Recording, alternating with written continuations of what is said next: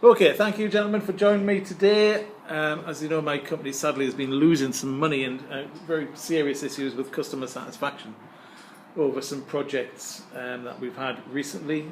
Thank you for the initial work. I had some good feedback on the first 2 bits of work that you've done with my people. It is of great importance to me that I sort these issues out.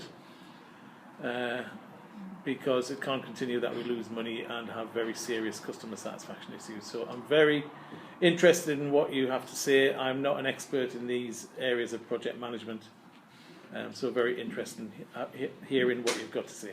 Over to you. Okay, so we are CPM Limited. We are a group of 4. First of all, we'd like to welcome you. We have some handouts to give you. This is the history of project management, plus a copy of the slides on that as well, just so you can keep track. Alright, so this is the work that you've done previously with my people. You've given and this background for me, so I understand some of the milestones to do with how project management has evolved. Monitoring and control seems to be an area for me, we must be losing control somewhere. But that in itself might be part of planning. I'm not sure where things are going wrong. Interpersonal skills, professional skills. I have some great people that work for me, and they've been around for years. Very strong relationships with them. Whether they're completely up to date or not, I do not know. And they've grown with me, so I would say they don't necessarily have the classical education that you've kindly listed there. So thank you for those background documents. Okay, well, I'd like to welcome you all to the presentation. I am Jason.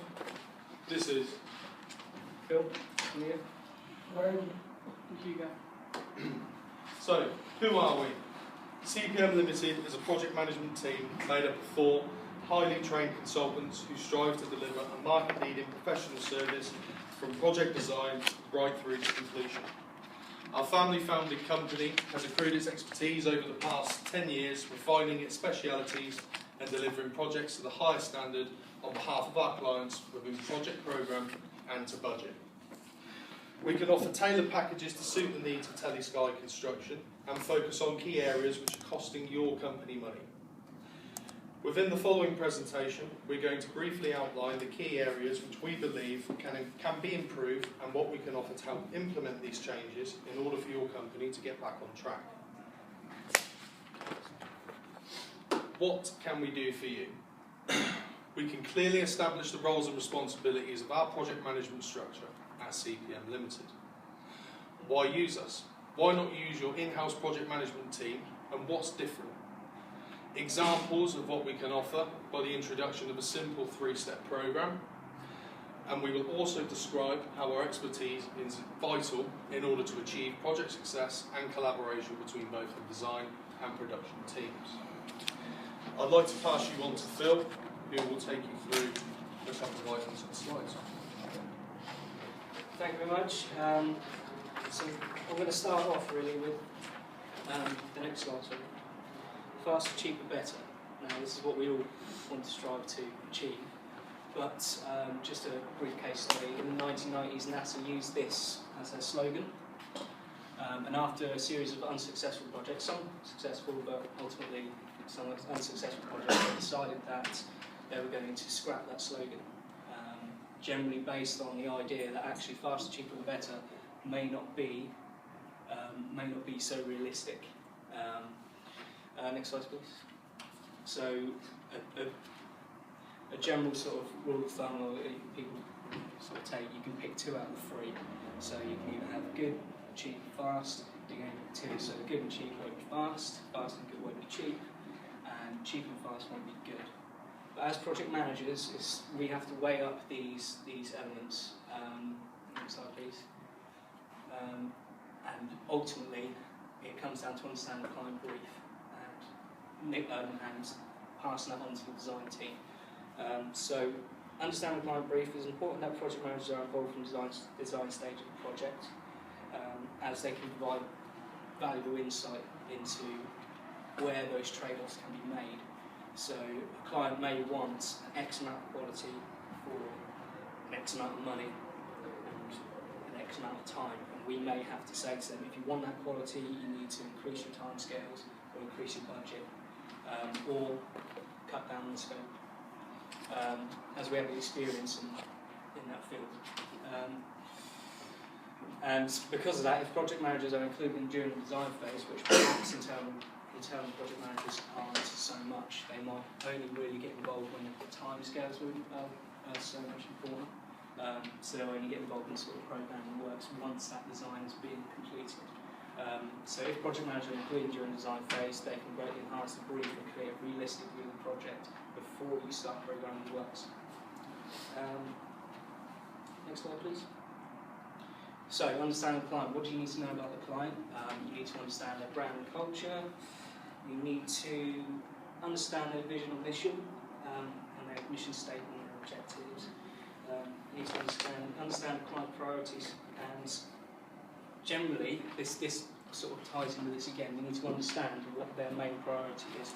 So, if they are purely concerned with quality, they may be able to trade off on time and cost, or if their main priority is time, they may have to cut down the scope, or may have to allow more in their budget in order to reach that quality. If something works good. Okay. The next slide, I'm going to hand over to Hugo, who's going to look at some of the duties and responsibilities. Well, I could spend all day going through all the duties and responsibilities of project management, but as I'm sure you're quite busy, Tom, I'll pick the ones I would advise to you. As we only have 20 minutes in total there. And my advice to you is to look short term if your company is losing money, because that is, you need to amend your profits and make it better. So for those, the first one is planning. All projects should be planned thoroughly before you start the work. This should include creating programs and issuing details to sites. Once this is completed, it will aid you in saving money on loss of profits from overrunning projects, and also getting materials at cheaper rates for ordering them in advance. Secondly, I would advise client liaison, mainly because once the project's ending, you're always needing to look for more work. And if you can get a repeat client, the relationship's better, you understand each other, and jobs tend to run more smoothly with that relationship. Number 3 is budget management. As I'm sure you're aware, that if a company's losing money, they really need to knuckle down on where these holes are and block them. This can be done for overseeing expenditure, offering solutions if a project is creeping over budget, and just having a commercial knowledge with your project managers. Right, pass this over to Right. As you can see, we start off with a quote from Anthony Walker. He's basically describing what a project manager is. A person with this project manager role is a very influential position to persuade the person with approval powers to make a particular decision, and so select the alternative that the person with recommendation power wants. And that's what we are, and we are independent as a CP Limited. As a project managers, we deal with the client directly and offer solutions throughout the design and construction phase. We aim to persuade the client into making decisions that are for the best for the project as a whole, based on the original analysis on time, cost, scope and quality that Phil spoke about. Finally, as we are an external consultant, we look at the project objectively and decide how to ensure success of the project without fear of consequence. I'll now hand you back to Hugo. Right, the relationships between the PM and the client, as I discussed earlier, this is a key point you should be focusing on, and where we effectively come into this is the channel through which instructions and advice are passed to the client. The surrogate for the project team is to provide recommendations to the client. This is a key one because clients, it's not their job to know exactly what they're doing in every aspect of the project, and that's why they hire a main contractor to offer advice and solutions to any problem that might arise. The realistic party in the design phase, providing an objective view of the project to the client to ensure success. The liable party should project to go over budget, over time, stray from the scope, or not be of the desired standard. And I'll pass this to Jason. So, taking all of what my fellow colleagues have discussed, how would you like to respond when asked about your company's current projects? We have two examples here of things not going so well, and how hopefully we can be the difference by remanaging and restructuring your business in order to turn it into a profit. How would we do that? So, the problem, in our experience, the major cause of project failure is companies and contractors being unsure as to how long they have to complete the project. Fundamentally, this is a result of not understanding the project program and not knowing what needs to be done by whom and when. The solution, what we can do is offer you a tailored 3-step program so as to break down the construction program process and feed the contractors the information in bite-sized chunks as opposed to one big slice. Quite often, no different to our expertise being in construction to any of you others really. Site trades come onto site, look at a program, they see a duration, they see tasks. What does it mean? All they see is lines. Lines, lines, lines, lines, lines. What do they mean? Don't mean anything to me, I'm here about profit. What we do from that, next slide please, is we break the program down. When your client comes to site, or indeed yourselves come to site, they see this. It's a project, it works as part of a project program for every project that we work on. All it is very simple. This is week number, for example, 1. That's the week that you are currently working on to the project program. It also tells you clearly how many weeks you have left to completion. Contractors come onto site, all right mate, yeah, I need to do this, how long have I got? When's the job finished? No one seems to tend to know they're here specifically to do one job. They're not looking at the overall picture. What we do is we break that down for you, for the trades, for the telesky, and also for us. That then filters down. So we do a 6-week program. The 6-week program takes the next 6 weekly elements off your project program to then make them critical to site. In order for you to then do 12 weeks worth of work, you need to complete those first 6. It's all about programming and making sure we stay on budget, getting resources, time, management, and men available on that to site. Next is site specific. That's a contractor task list. They need to complete what is on that task list to the points that are on there. 1 being most important, 2 being less, 3, etc., etc. It's just the way that we break down the project program in order to make it bite-sized for the contractors on site. I'd like to pass you back to Graham on the internal or external project management and why we believe would be beneficial to you. Organisations like yourself and Telesky should first decide whether an external review is necessary for a particular project. If so, how much expertise is required? When a large organisation like yourself here at Telesky already have a mature internal consultancy division, the choice whether to hire an external consultant is often made more easier when a major project requires a large quality of resources, human capital, specific expertise. It can be easier to call for external reinforcement. Here are some advantages of using external project managers like ourselves at CPM Limited, and some disadvantages of using internal project managers like yourself at Telesky. I myself will be doing the external project managers' advantages, and meanwhile I'll hand back over to Jason, who's going to be doing the internal disadvantages. So what I've done, so is not to bully just purely on Telesky, is I've taken some stats, just generally about internal project management. Very good. So rather than talk you through, because I think that all the information is there, I'll just highlight a couple. So going back to the project planner, what Hugo's talked about, what Phil's talked about, and indeed what Graham's also spoken about, the second one down is quite a significant statement, although you can't see it too well on there, so I shall read it to you. 33% of projects fail because of a lack of involvement from senior management. Now we fit in below senior management and site personnel. So we work with you as our client and also with the site-based teams. Everyone needs to buy into what we're doing in order to make that successful.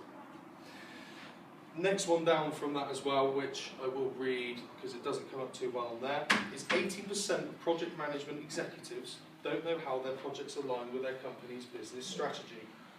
Now again, this is internal project management. Us coming in as an external contractor to you, an external project management team, we have no bias. We will come in, we will target the problem areas, and we will implement the correct project management solution depending on that situation. An additional example to that, I should have maybe flipped this over a little bit earlier just so it rolled a bit better, but there was a government building in Scotland, Edinburgh, which was 10 times over its original budget and took 2.5 years longer to complete than that was planned. There were external project leaders in place to do the actual work on the floor, but the overall project management was done by an internal project bureau. We remove that democracy, take it away, work with your teams in order to work with our processes in order to keep the project running. Quite often we've found that programs going off track are what loses you the most money more than anything else. I'd like to pass back to Graham, who will cover the advantages of obviously using us as an external consultant. Like it says on the first one, we are completely independent players. As we are completely independent, you don't have to pay any holiday pay or sick, as we are completely independent to you. As we draw from a broader business perspective, gained from our vast experience with various clients and previous projects that we have completed in the past. We have the ability to benchmark and respect of other parties is a big advantage for external consultants, as internal consultants possibly miss certain industry knowledge which external consultants like ourselves have encountered in previous projects. We have the vast amount of talent as organisations with internal consultants are usually limited to the talent they have within house. We can offer the organisation an energetic and result-orientated project manager, so when a neutral, independent view is needed to a problem, as insufficient capacity in-house to tackle the issues. We speak the language of the organisation and understand the culture of professionals working here. Research has shown that clients are more confident in external consultants than internal ones, as it can be perceived to be more expensive in the long run, but with the profit that you make, which in return will result in a cost neutral. So although it costs more to have an external consultant come in, can you afford really not to have one as you're already losing money? Sounds like I can't, yes. I'd like to hand you back over to Hugo. We just add this in as a final slide because we get a lot of questions about this. That with companies with not as much, say, expendable income, one of their main worries is legal fees for us. Whereas we act under the Rights of Third Party Act. This is the same as any subcontractor you employ, but I'll just go through a few points that explain it to you.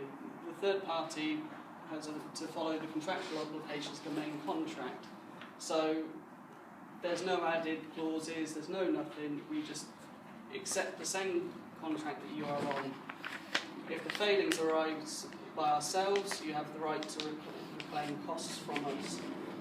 It makes us at CPM Limited aware of contract goals and makes sure we are aware of any limitations, so we're not going to go off on a massive tangent with this, it will just be straight to your contract points. It binds us to perform to our utmost standard. We always aim to achieve this anyway, but we thought we'd add it in. So the contract will state when payments are required, making sure that the third-party companies do not bill extra works without going through the thorough checks and procedures. So have you got any questions? That's the end. I do have some questions. Yeah. So I like the clarity of the planning. I like that week number, weeks to completion. Sometimes I walk past people and ask them how the project's going and they can't even answer that as a simple question, so there's something missing there. Can you just recap for me under what you can offer, just I might have missed it. What is your 3-step program? So the 3-step program is the breakdown of the initial program. So by the 3 steps, you have the project completion dates, then you break that down, say, into your 6-week planner, and then that then breaks down into individual tasks. So all it does is it takes you 6 weeks and breaks it all down. The 3-step program is the inclusion of the weeks and weeks left. Okay. So that is the 3-step program that we would like to implement. Right. So again, very positive about what you said. My company does not do anything that is cheap. I don't want that to be referred to again. And I would like you to bring forward to me more detail around the 3 things that you said were most important: planning, client liaison, and budget management. And I'd like them to be highlighted more at future work that we're doing. However, I think you've provided me with all the majority of things I was looking for, and the confidence that you would be a very good company to work with in the future. Thank you very much.